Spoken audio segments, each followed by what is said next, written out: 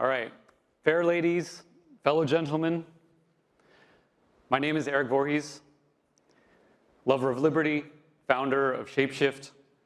Some call me a crypto OG. My girlfriend likes to call me the oldest man in crypto. And from time to time, I'm known for hunting down pudgy, curly-haired scammers that over-index on acronyms, amphetamines, and abundant donations to Washington.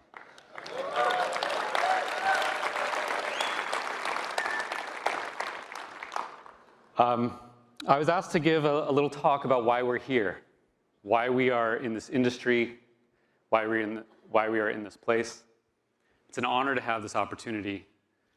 But first, I want to gather a little bit of information about you, the audience, and I'll pretend that I can see many of you with these lights on me. Raise your hand if you are here for the free coffee. Oh, someone's lying. Raise your hand if you're here for the Lambos. Unfortunately, you probably won't be getting those this year, but hold on. Raise your hand if you're here because you love banks. No hands. Raise your hand if you're here to get your eyeballs scanned by WorldCoin.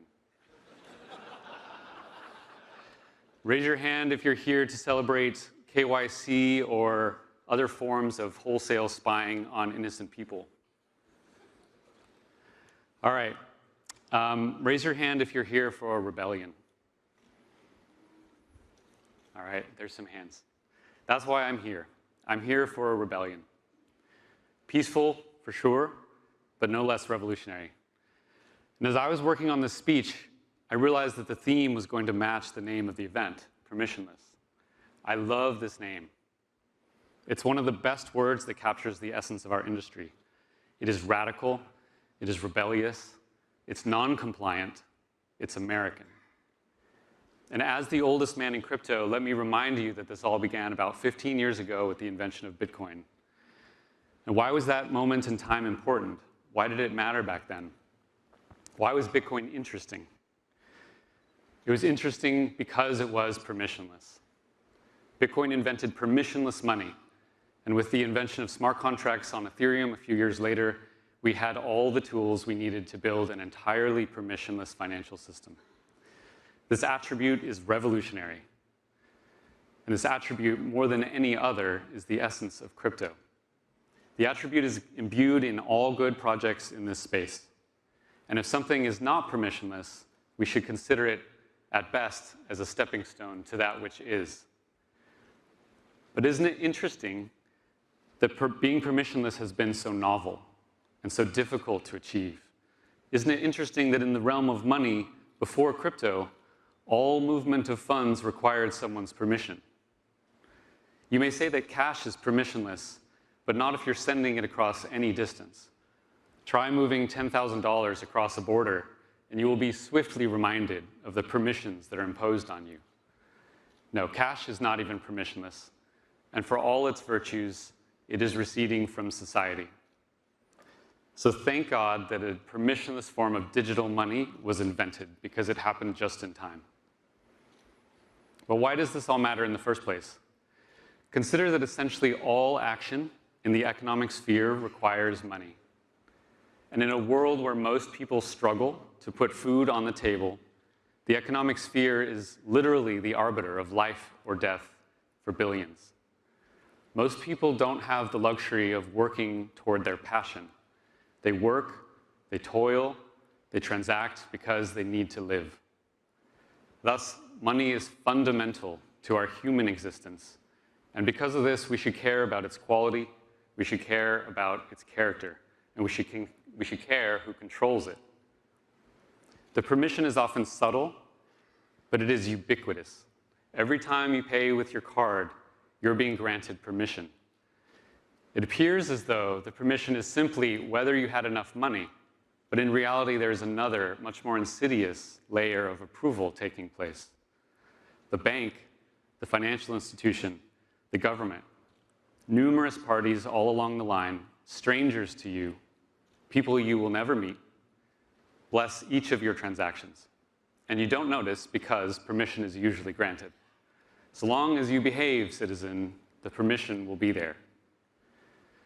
But if you require permission to spend and to trade, then you require permission to exist. So why do we accept this world in which you are free to transact only on the conditional approval of strangers? This, of course, is not freedom. It is subservience. It is serfdom. And that the chains bear lightly down in most cases should not lull us into forgetting that the chains exist. If they are tolerated, they will become heavier. Let's acknowledge that the laws restricting our affairs grow often and recede only rarely. Consider that the average man of 100 years ago compared to the average man of today, who was more economically free? 120 years ago, there wasn't even an income tax. Things were so radical back then that you were actually permitted to keep what you earned. You could even cross borders without one of those adorable books of stamps we call a passport. It's amazing that society could even exist under that kind of anarchy. And yet, without any income tax or immigration restrictions, America experienced the greatest period of growth that the world had ever seen. That society in which labor and capital are unpermissioned is the society that tends to grow the fastest. But some men love to plunder. The permission to keep what you earned and to move freely across borders was gradually retracted, wrapped always in appeals to collectivist propaganda like the national interest. Today, across all the taxes that you bear, half of your money is stolen by the state. But the state is just a set of strangers. So half of your money is stolen by a set of strangers. What excuse do you tell yourself to cope with such embarrassment? The permission to build your own life is being withdrawn by those who plunder you and tell you it's for your own good. So what prevents this trend from continuing? What prevents the man of tomorrow from even greater servitude? What force resists an increasingly permissioned existence? We do. We do. You may not realize it, but what we are building is the economic defense of modern society against plunder and restriction by the state. We are saying no to the perpetual encroachment of permissioned existence. It is not the political process, the political circus, that saves us from this phenomenon, for that is the very process which caused it. Now, as free men and free women, our salvation is our own responsibility. It is us. It is ourselves, our minds, our hands, and our decision to act, and we are doing so without permission. Permission is what the kindergarten child attains to go to the bathroom. It is not what the respectable man attains in his financial affairs. For if I may transact with you only by the good graces of those watching me from above, then I am something below. I am a subject. I'm not a man, but a child. But is a child even an appropriate metaphor? Children are generally loved by their parents. Do you feel similarly loved by the Central Intelligence Agency? Farm animals, perhaps, is the better metaphor. We've allowed ourselves to be treated like farm animals. We graze in the pen, we produce, we are harvested. But we can vote, however. Yes, we can choose who operates the shears. We can vote whether we want red or blue to rob us, and we argue endlessly over the preferable color. For us to surrender these many permissions, we must really respect our leaders. We must aspire to the greatness of these lords. They must certainly be of brilliant mind, of high character. They must inspire and guide us toward that which we could not achieve without them. Are these accurate descriptions of the leaders of the world? Are they men of impeccable wisdom? Are Donald Trump or Joe Biden such paragons of virtue, such incredible specimens of humanity that submission to them is in any way warranted? I look out at the political class, that legion of bureaucrats suckling at the teat of plundered wealth, with all their ornaments of authority, with all their hubris masked as confidence, with the inauthenticity of their smiles matched only by the absurdity of their ideas. and I find no reason to submit to the permissions under which they seek to restrain me. To such people, we owe nothing, but to humanity, we owe much. That's why we're here, and crypto is our rebellion.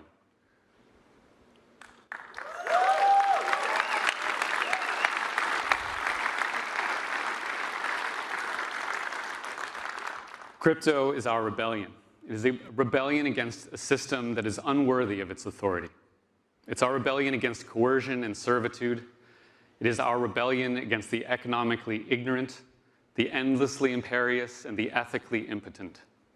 Crypto is our rebellion against permission, and it is no less than a noble reclamation of dignity and grace as free and sovereign individuals in the service of peaceful civilization. That is why we are here. For the truth is that we don't require permission to build great things from those petty tyrants who build nothing. And this was the very principle on which America was founded. The permission of the state is a facade, a ruse tolerated only by those afflicted with Stockholm Syndrome. It is a curtain placed upon our eyes, effective only because we have been too weak, too afraid, too helpless, too distracted, and often too comfortable to see beyond the shroud. Many of us in this industry have seen beyond that shroud. We've seen that Washington is no more necessary for good society today than King George and the English Parliament was 250 years ago. Crypto is a technology of individual freedom and a declaration of financial independence. Crypto is the freedom to act out our own economic interests as free men and free women in a just society. To trade, to exchange, to deal, to build, to barter. We should be optimistic. For what a time to be alive at the dawn of such peaceful revolution, where any two people on Earth can trade value without permission. Does that scare you? Or does that thrill you? And yet hubris affects all people. Are we sure that we are not suffering from it? As good skeptics, we should be skeptical, first and foremost, of ourselves and our own assumptions. The question we should always ask ourselves, are we agents of good or of chaos, and how would we know? Are we merely rebellious adolescents, enabling a chaotic world without permission? Are we no more than subversive degenerates, petulant teenagers who, too immature and naive to see the value of order, lash out at its very existence? How can we so irreverently condemn the necessity of compliance, the virtue of permission, the many resplendent wonders of central administration? Do we not care about society? If we have our way, won't bad actors thrive and society degenerate? These are the strongest allegations against us, and yet they are easily defeated. They are defeated upon the recognition that what we seek is not actually freedom from permission and rules per se, but simply a preference for rules which are objective and transparent, rather than the status quo of rules which are subjective and opaque. We like to say that code is law, but that's a misnomer. Code is better than law. And we are highlighting for the world to see the fundamental difference between law based on men and law based on math. Compare a redundantly audited and formally verified smart contract to any embarrassing mess of congressional legislation. Which is more scientifically sound? Which is actually a better demonstration of order? One is a matter of engineering, the other is a matter of electioneering. Compare a smart contract in which every variable is mathematically defined to the Securities Act of 1933, which has $1,000 an hour lawyers arguing over the degree to which cartoon pictures of bored apes are comparable to Florida orange groves. The absurdity of most financial regulation is plain, and we shouldn't tolerate it. But all of us should desire orderly, objective, transparent markets. And to all the regulators in the audience, before you send me yet another subpoena, consider that this is the common ground we share. We all want rules. We all want rules. Rules are good. And this is the most important point that I'll make today.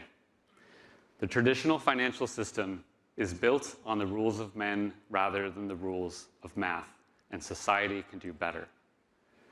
The rules of men are formed through a political process, which all people acknowledge as fallible and often corrupt. The rules of men rely on highly subjective human language and leave wide areas open for interpretation. When it comes to enforcement of these already squishy rules, nobody can predict a priori which infractions will actually be enforced. Gary Gensler alleges that all tokens are securities. Okay, Gary, why hasn't the SEC enforced against all tokens? The most charitable explanation is that they are under-resourced. Okay, but that still proves the point that financial regulation as it exists today is subjectively and partially enforced. And if we care about orderly markets, how can we respect that? How can we respect that? Compare this to any smart contract, which enforces 100% of the time, and we can all know, a priori, how that enforcement will be executed. Uniswap's enforcement division is never under-resourced, and the rules by which it operates are objective and transparent. We don't have to suffer subjective rules in the realm of finance any longer. But instead of Uniswap winning the Nobel Prize for the development of orderly markets, they are persecuted by the very agency tasked with ensuring orderly markets. So you want to call us agents of chaos? You want to dismiss us as the destructive anarchists? We are the only ones building financial rules that are enforced 100% of the time. Code polices better than police. We desire strong rules in our markets, and any rule which can easily be broken is a weak rule. There is a law that I may not cross a border without declaring $10,000 in my pocket. Interesting. I can so easily violate that law that it's an embarrassment, the very definition of that word. The laws of physics, the laws of mathematics, the laws of code, these laws have meaning. They are powerful, they are consistent, they are worthy of respect. The laws of men, the laws of a DC regulator, they are comparatively pathetic from the perspective of consistent order, and they are an unfit foundation upon which to build civilization into the 21st century. No, man's law is at best highly fallible and porous. Perhaps it was needed once, just as we once needed the post office to send mail. Yet both the post office and the SEC still exist, vestigial and embarrassing, though I'm sure their budgets will yet again increase next year. Now compare the subjective laws of regulators, O rebellious adolescents, with the law of code. Compare the Dodd-Frank Act, that detestable tome, 2,300 pages long, which spawned thousands more pages across 400 new financial regulations, with Ave's lending contracts. Toward the achievement of orderly markets, which of these is more emblematic of an advanced civilization? Which is obviously the product of the 20th century technology, and which the product of the 21st? Compare the open source collaboration of crypto with the backroom dealings of DC. Which process of rulemaking is more noble and more virtuous? We are not agents of chaos, but agents of order. And while some may not approve of the systems of order that we're building, then again, no dinosaur ever approved of an asteroid. Do we care about society? Yes, of course. Deep in our bones, we care about society. Many of us are here because we see widespread economic injustice in the world and we want to help. We live amid society, we benefit from it, and we owe our efforts toward its improvement. But unlike any politician who mandates compliance with his ideas at the point of a gun, we are here to build peacefully, and we impose on no one. So do not let the status tell you that you do not care about rules or society. For you are building a superior technology for rules within society. And it is they, the politicians, the regulators, the leeching, plundering class of Washington, D.C., who should be praising your fine work in the realm of order and rulemaking. Compared to what we are building, they are the agents of chaos. They are the people printing billions of dollars and then pretending not to know where inflation comes from. For them to claim the moral or intellectual high ground in any matter of economics, is absurd. They could at least have the decency to get out of the way. To be sure, our enemies are numerous. There are many who find the idea of open, permissionless finance to be abhorrent, for they're used to controlling things that they haven't built, and now finally they can't. And for the rest of us, for those radicals who don't impose their opinions upon millions of innocent people by force, how optimistic we can be, how bright the light of opportunity shines for everyone who has discovered this permissionless Promethean fire. How much brilliant creative energy is captured in this single room. Yes, we endure seemingly endless setbacks and struggle. Yes, scammers abound. Yes, we are condemned by the system that we aim to replace. Some of us endure persecution, and all of us periodically pain. But friends, try to see through those struggles. Be grateful for every noble challenge that you face in your work, for you are alive and your work is important. Be grateful for this opportunity in front of you. Consider all those people in traditional finance, those cogs in the regulatory state who go to work each day with dead eyes and weak hearts. Their soul knows that they are involved in nothing creative or beautiful. They are involved in nothing wild or romantic. But many of you are, so embrace it and cherish it and build upon it. Wild and romantic.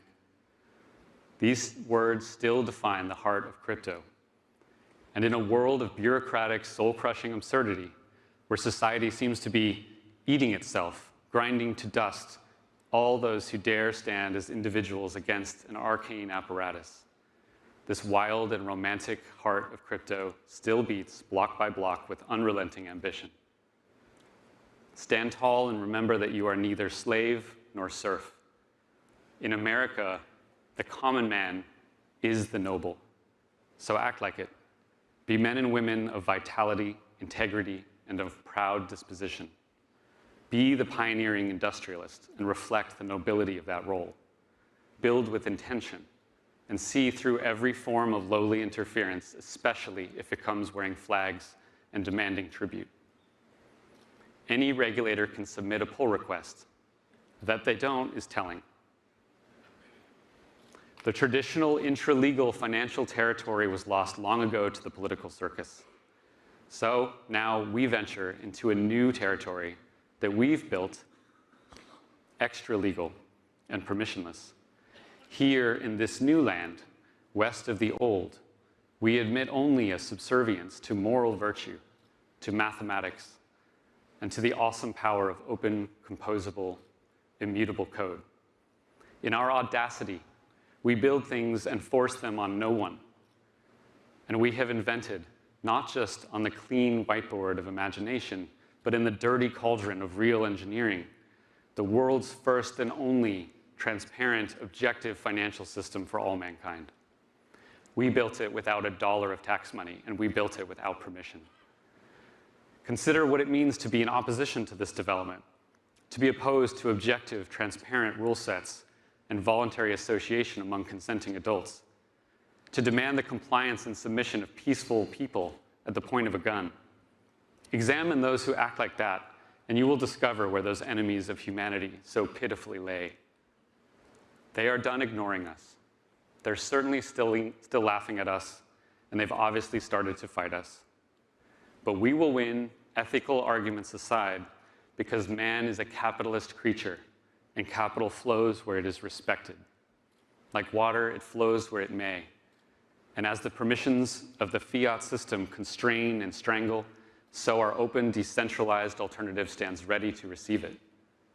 True innovation is messy, sometimes veering in unhelpful directions and back again.